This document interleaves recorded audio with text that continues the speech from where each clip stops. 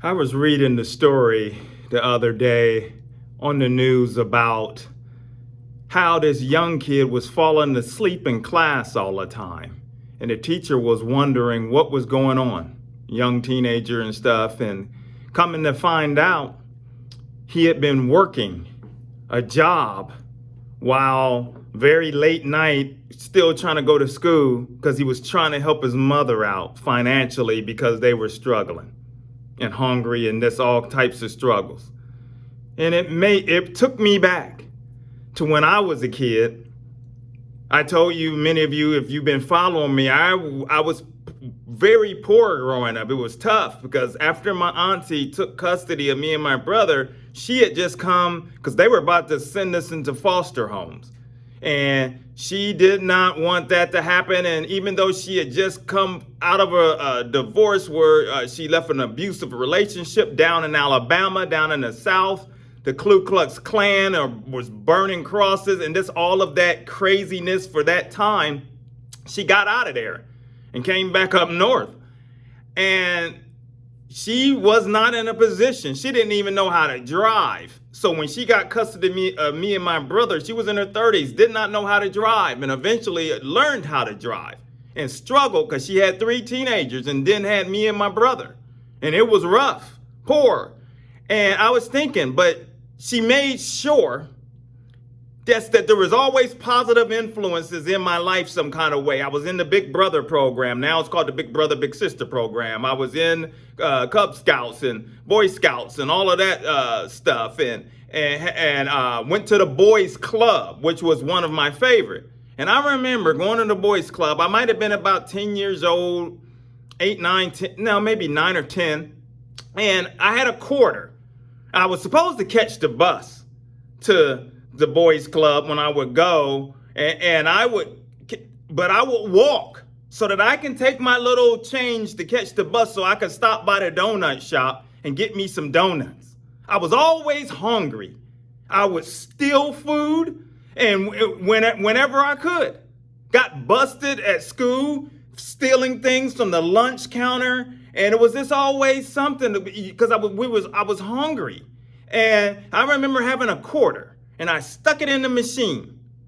And there was an oatmeal pie. I used to love them oatmeal pies. They were bigger then. You got a nice size oatmeal pie for 25 cents. And I was, happy. And I got this oatmeal pie and I went in and I getting ready to take a bite somehow.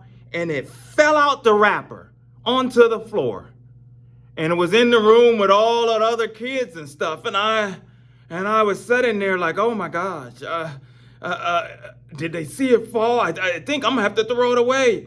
I don't have no more quarters. You want to talk? I was just devastated. I wanted to eat that thing, but I couldn't because there was just too many kids around, and somebody saw it. And here I was just thinking about this, thinking about people that are out here behind the scenes struggling on a physical level, where there's hungry people. See, back when I was growing up like that, there was times when I caught the bus that I depended on my aunt. Sometimes she would say, here, drink this glass of milk. We don't have nothing else, to put something on your stomach. That's what I would have for breakfast in the morning. And then I would hope that the bus would get to the school in time so that I can go in the lunchroom and get free breakfast. And the most disappointing thing was sometimes there was times when the bus was running late because of a substitute driver or something. And I get there, and one time I get there, and they had the donuts on the tray, and they were putting everything up, and the lunch lady says, sorry, lunch is over.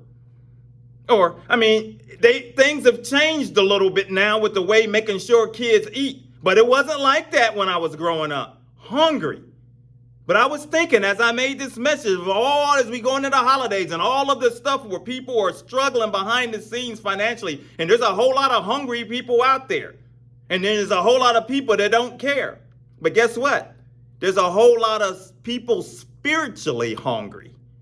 There's a whole lot of people looking for answers, of wondering like, why is my life in this direction? Why has it went this way? Why does it keep going this way? Why does these things keep happening to me? People are asking questions. They're spiritually hungry. I've heard about Jesus. I've heard about his goodness. I've heard that he saves. I've heard that he has healing power. I've heard a whole lot of things about him. Is it true? Is it true that he is who he say he is? People are hungry.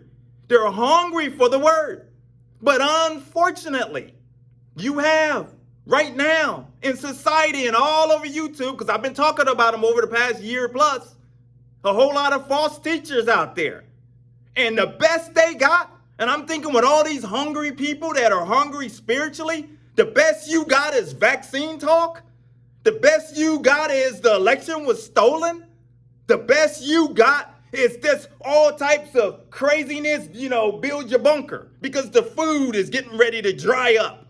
And all of this other stuff, fear tactics, all of these other crazy things that they're spreading out there. And people are spiritually hungry. How are you going to feed them with that crap?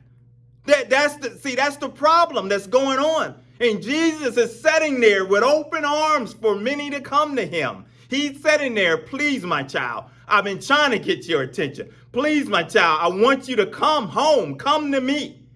And then you've got these roadblocks of these false teachers that are set up and that are in the way, and these other Christians, self-righteous Christians that are out there that are doing things to hinder and block those that are trying to seek and see the light and find Jesus. So, that's the whole point I wanted to share in this message. There is hungry souls. People are hungry.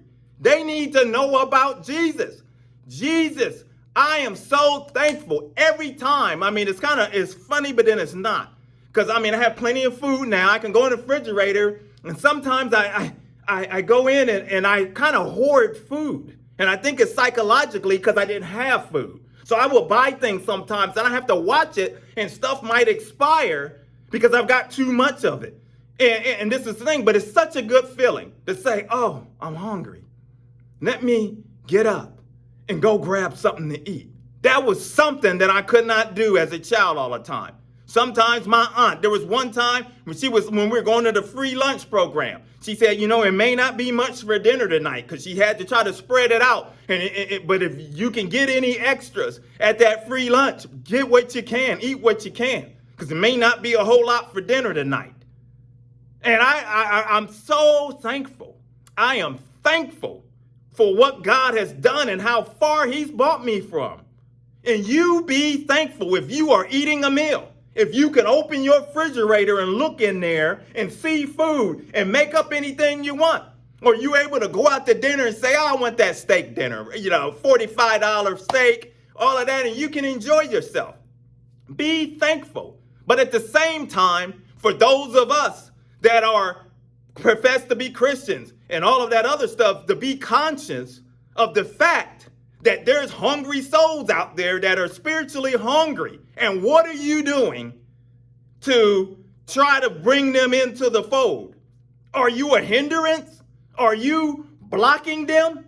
Are you like that lunch lady that she could have said, here, son, take the donut. Here, take that. Go on and take that. It's or are you hindering where you're I'm not going to share Jesus with nobody because I've got everything myself. I'm fine. My refrigerator's full. My spiritual life is full. My life is full. I don't need to share the glory of God with anybody else. See, we're not supposed to be like that. But unfortunately, there's roadblocks. We'll continue to call out any roadblock, any spiritual false teacher, anybody, anyone. Self-righteous folks that are online trying to bash people spiritually, we'll continue to call them out. We'll continue to expose Satan for who he truly is. We'll continue to talk about issues the church run away from. Evangelism for God is the channel. My name is Maurice Braxton. Hit like. If you're new, consider coming along for the journey because we're going to continue to give God the glory and we're going to punch Satan right in between them chops. Until the next videos, take care, my friends. God bless.